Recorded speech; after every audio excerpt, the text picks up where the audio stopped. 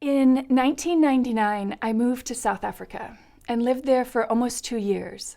One of the projects that I worked on while I was there was with a South African psychologist, Eric Harper, at the Trauma Center, which is supported by Archbishop Desmond Tutu. I worked with 14 Xhosa survivors of violence.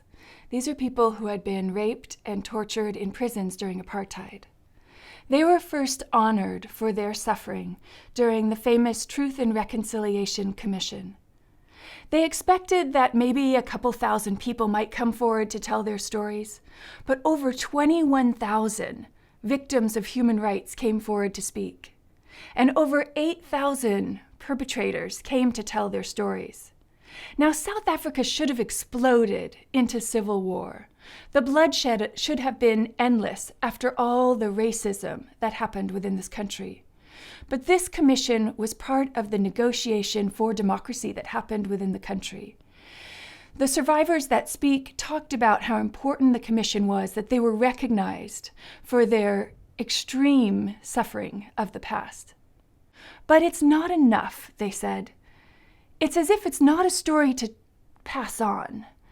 Do you tell your children about how you were tortured, to think about apartheid in the past? That wasn't the story they wanted to tell their sons, their daughters.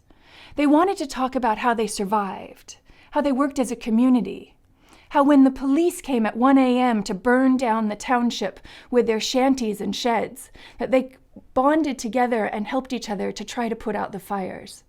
They wanted to talk about their protest on the streets.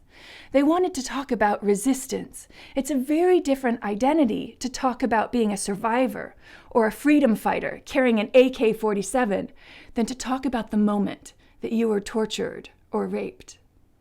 This video then shows a clip of the ways in which people use artistic forms to deal with trauma, to remember the past, to think through the atrocity that's happened so that it will never be repeated again. I'm really called Duda. I'm under Khumbalani. Khumbalani is under the auspice of. To play this play of Khumbalani. I'm